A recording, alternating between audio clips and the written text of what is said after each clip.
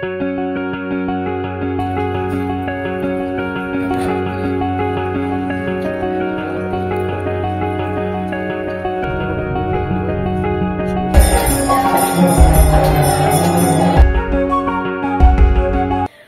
Morning মামি to time family, welcome back to my channel. কেমন আছো তোমরা সবাই? আমি আর বাবিন খুব ভালো আছি। সকালটা তো অনেক আগেই শুরু হয়ে গেছে, কিন্তু ব্লগটা শুরু করা হয়নি। এখন ঘড়িতে 11:30 মতন বাজে, 11:35 বাজে।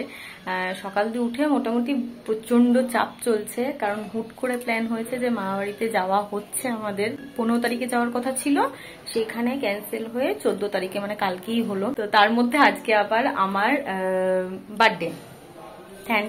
আজ আমার বার্থডে। এই হচ্ছে আমার খাটের অবস্থা, ঠিক আছে। জন্মদিনের দিন সকালবেলার টিফিনটা পরোটা আর তরকারি দিয়েই করে ফেললাম।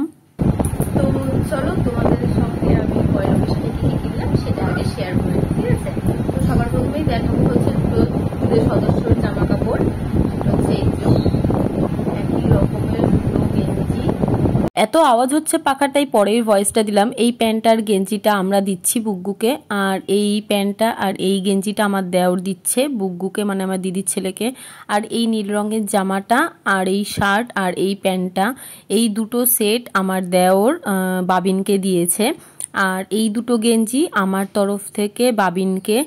আর দিদি যেটা দিয়েছে সেটা হচ্ছে এই যে এই গেঞ্জিটা, আর এই গেঞ্জিটার সাথে এই প্যান্টটা। আর আমার বর আমাকে পয়লা বৈশাখে এই কুর্তিটা কিনে দিয়েছে, আর এই প্লাজো দুটো কিনে দিয়েছে।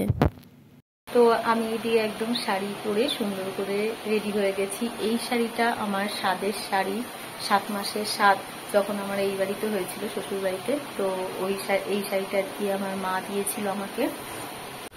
আর এই জামাটা কালকে ভাই বাবিনকে কিনে দিয়েছে, মানে আমার দেওর। তো এই জামাটাই বাবিনকে এখন পরিয়ে নিয়ে যাব। তো এই যে বাবিনের জামা, এখন তাড়াতাড়ি করে যাই, গিয়ে বাবিনকে রেডি করিয়ে দিই।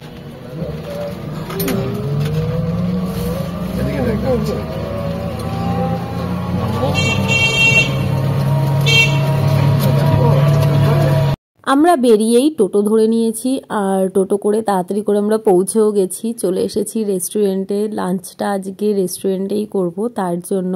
আর এখানেই কিন্তু আমার কেকটাও কাটা হচ্ছে, কিন্তু বাবিনকে দেখো, বাবিন কি শুরু করেছে, সব চামচগুলো নিয়ে বসে রয়েছে, মোটে দিচ্ছে না এই চামচগুলো ও। আর যেই আমি ভিডিও করছি চুপ হয়ে গেছে পুরো, ভাবছে যে মা এটা আবার কি করছে।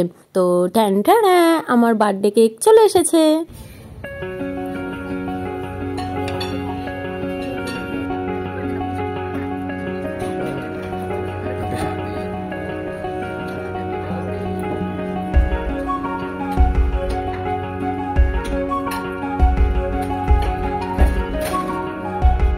এখানে মাশরুমের এই আইটেমটা না দারুণ বানায়, তাই আমরা যখনই আসি এটা অর্ডার দিই। আর এইদিকে আমাদের কিন্তু বিরিয়ানি আর মটন কষা চলে এসেছে। আমরা সবাই মিলে খুব আনন্দ করে আজকের লাঞ্চটা করলাম। আমার দেওর আর আমার বর কিন্তু খুব স্পেশালভাবে আমার এই বার্থডেটা সেলিব্রেট করালো। আর আজকে সত্যি কথা বলতে একটু বাবা মার কথা মনেই পড়ছিল, কারণ প্রত্যেকবারই আমি ওই বাড়িতেই চেষ্টা করি যে বাবা মার সাথে আর কি কেকটা কাটার, কিন্তু মন খারাপ করে লাভ নেই, কারণ বিকালেই যাচ্ছি বাবা মার কাছে। শুধু ওখানে গিয়ে কেকটা কাটা হবে না, কিন্তু কেকটা আমি সবার জন্যই নিয়ে যাব। আর এইদিকে আমাদের খাওয়া দাওয়ার পর টুকটাক কিছু কেনাকাটা ছিল, সেইগুলো করে আমরা বাড়ির দিকে রওনাও দিয়ে দিলাম। চলো বাড়িতে গিয়ে তোমাদের দেখাচ্ছি এখন আমরা কি কি কেনাকাটা করলাম। বার্থডে স্পেশাল লাঞ্চ করে বাড়িতে এসে সবার প্রথমে আমি বাবিনকে জল খাইয়ে ঘুম পাড়িয়ে দিয়েছি। আর তোমাদের সাথে তো সকালে আমি শেয়ার করলাম যে পয়লা বৈশাখ স্পেশাল আমরা কি কি কেনাকাটা করেছি। শুধু আমরা বোনকে যেটা দিচ্ছি সেটা তোমাদের সাথে শেয়ার করা হয়নি, আর দুই ভাইকে যেটা দিয়েছে, মানে আমার দেওর আমার বরকে আর আমার বর আমার দেওরকে যেটা দিয়েছে সেটা তোমাদের সাথে আমার শেয়ার করা হয়নি। তো চলো এখন গিয়ে তোমাদের সাথে শেয়ার করে নিই।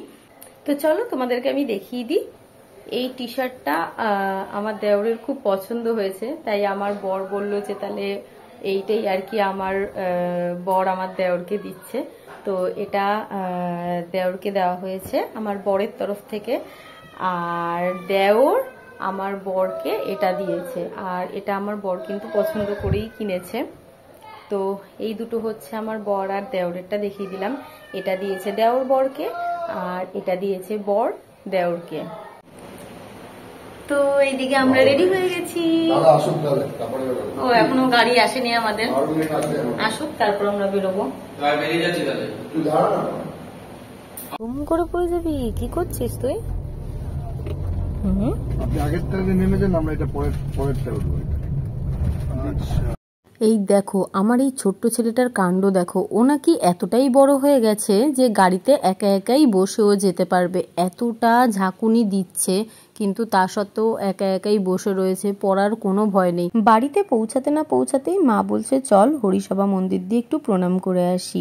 মাদের তো অসুচ, তাই মায়েরা আর বাতাসার লুট দেবে না, আর আমি এইদিকে আমাদের জন্য আর কি বাতাসা কিনে হরিসভা মন্দিরে চলে এসেছি। পয়লা বৈশাখের দিন লুট দেওয়া হবে বাতাসার, কিন্তু আমরা যেহেতু থাকবো না, মা বাড়ি যাচ্ছি, তাই আজকেই বাতাসাটা কিনে দিয়ে যাচ্ছি। জন্মদিনের দিন হরিসভা মন্দিরে আসাটা না আমার কাছে একটা ইমোশন। ছোটবেলার দিয়েই বাবা ডিউটির দিয়ে কেক আনার পর সেই কেকটা কেটে ঠাকুমা, দাদু, বাবা, মা আর আমরা 3 বোন চলে আসতাম এই হরিসভা মন্দিরে বাতাসার লুট দিতে। ছোটবেলার দিয়ে যেহেতু আমাদের বাড়িতেও এরকম কীর্তন হতো, তাই আমাদের কাছে এটা বড্ড একটা ভালোবাসার জায়গা। সময়ের সাথে সাথে তো কত কিছুই পাল্টে যায়, কিন্তু আজও যখন জন্মদিনের দিন বাবিনকে সঙ্গে নিয়ে এই জিনিসগুলো আমি করতে পারি, আমার খুব ভালো লাগে।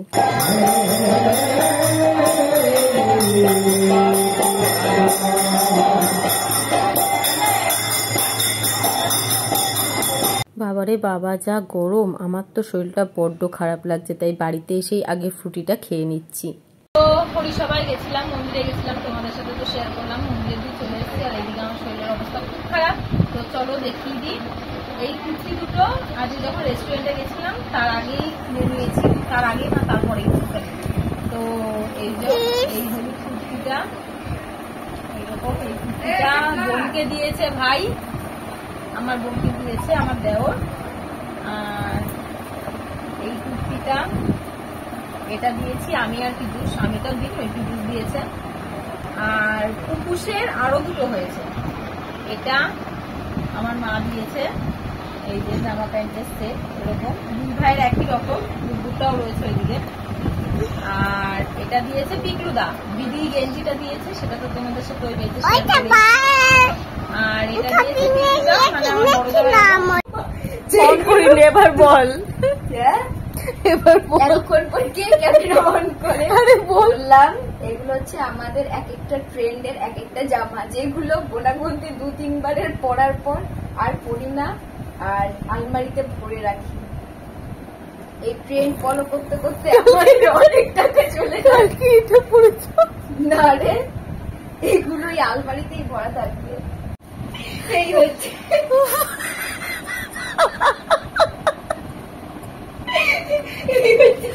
জামা যেটা পরে আমরা করোনা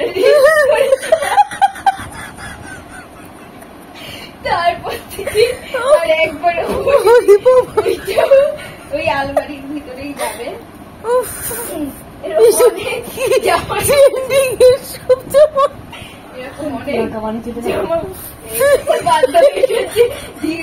একটা মাঝখানে চেপেছিল,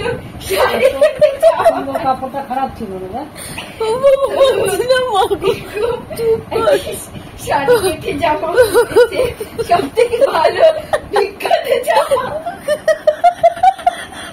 কি করে ঘুমায়? সব থেকে বিখ্যাত এই জামাটা হচ্ছে, সত্যি এটা না গেছিল না, চুরি বানিয়েছিল ওর ঘরে পড়বে, প্রেগনেন্সিতে পড়বে, এরকম একটা জামা যেটা আজ আমার পোকাল পড়েনি, সেটাও আমার। সব একটা জামা যদি আমার আলমারিতে ভালো পাওয়া যায় যেটা আমি পরবো, এরকম অনেক জামা পাবেন। এখানে ভুল হয়ে গেছে, একটা তাকে আরেকটা তাক ভর্তি ঠাসা, গুছানো না। মা মা তুমি ওগুলো এবার বাতিল করে পেলো, কাজের কাজ দেবে। একটা আমরা আমার একটা টপ খোঁজার চক্করে এই অবস্থা, এত জামা। এখন এটা বিখ্যাত না, ওয়ান পিস করে যাই হোক, তখন অফ শোল্ডার বেরিয়েছিল। হাসতে হাসতে আজকের ব্লগটা এন্ড করছি। আজকের এই ব্লগটা যদি তোমাদের ভালো লেগে থাকে, প্লিজ একটা লাইক, কমেন্ট, শেয়ার করে দিও, আর সাবস্ক্রাইব করে পাশে থাকা বেল আইকনটা ক্লিক করে দিও।